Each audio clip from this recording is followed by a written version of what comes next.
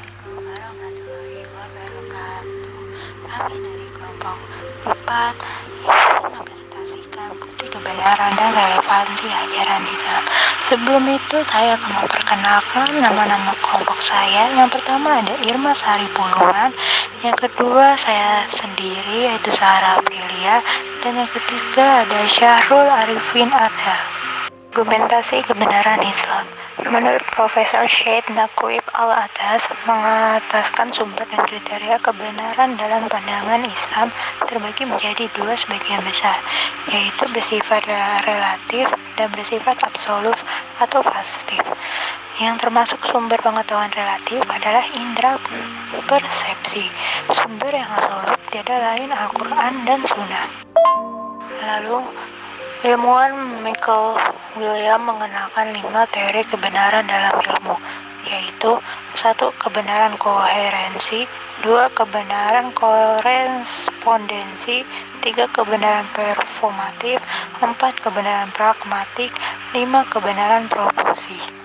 Lalu ada 3 teori menurut Surya Sumantri, yaitu 1. Kebenaran pragmatis, 2. Kebenaran koresponden, 3. Kebenaran koheren. Selanjutnya, saya akan menjelaskan tentang kontribusi Islam pada peradaban. Ajaran Islam yang telah tersebar ke berbagai penjuru dunia selama berabad-abad tentunya meninggalkan tinta emas dan torehan positif berupa khazanah keilmuan bagi peradaban dunia. Meskipun tidak ada lagi kekuasaan Islam secara mutlak, peradaban Islam bisa maju di masa itu, salah satunya berkat kerja keras para ilmuwan dan cendekiawan. Mereka adalah pelopor lahirnya peradaban dunia yang baru. Dan berikut ini ada beberapa kontribusi Islam di antara lain.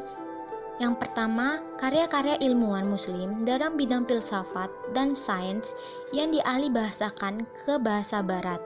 Yang kedua, kontribusi dalam bidang matematika seperti sistem notasi dan desimal. Yang ketiga, universitas-universitas di Eropa yang sekarang ini banyak didirikan merupakan pengembangan dari lembaga-lembaga pendidikan Islam yang didirikan sebelumnya. Yang keempat, ketika Barat masih berkutat dengan kegelapan, umat Islam telah berhasil melestarikan pemikiran dan kebudayaan Romawi Persia. Selanjutnya saya akan menjelaskan relevansi Islam dengan peradaban masa depan. Yang pertama, realitas peradaban Islam Indonesia. Mengecilnya dunia akibat globalisasi telah memungkinkan orang sering bertemu sehingga mempertajam kesadaran dan rasa perbedaan di samping rasa persamaan di antara berbagai komunitas yang menentukan mana lawan mana kawan. Prediksi Samuel Huntington tentang benturan peradaban agaknya sulit diterapkan di Indonesia, yang sejak lama telah dikenal sebagai tempat bertemunya sebagai peradaban besar dunia. Pengaruh asing yang pertama datang adalah kebudayaan India yang membawa agama Hindu dan Buddha, disusul Cina, Islam, dan akhirnya Barat Kristen yang masuk bersamaan dengan negara-negara kolonial, terutama Belanda. Contoh reseptif sintesis peradaban Indonesia bisa dilihat dalam seni tradisional wayang yang sebagian besar ceritanya diambil dari karya India, Ramayana, dan Mahabharata, namun dikemas dan diperkaya dengan ajaran Islam di Nusantara sejak abad 16.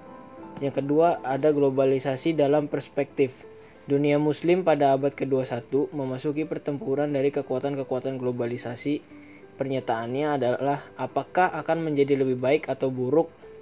Fenomena globalisasi akan menundukkan dunia muslim sebagai pemenang atau kalah. Di Afrika, fase awal dan banyak dunia muslim telah menjadi kaum kalah. Yang ketiga, ada pola pikir baru.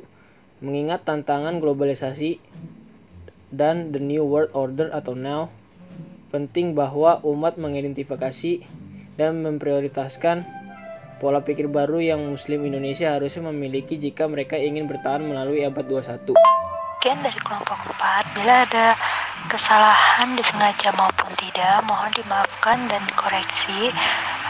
Kurang lebih mohon maaf. Wassalamualaikum warahmatullahi wabarakatuh.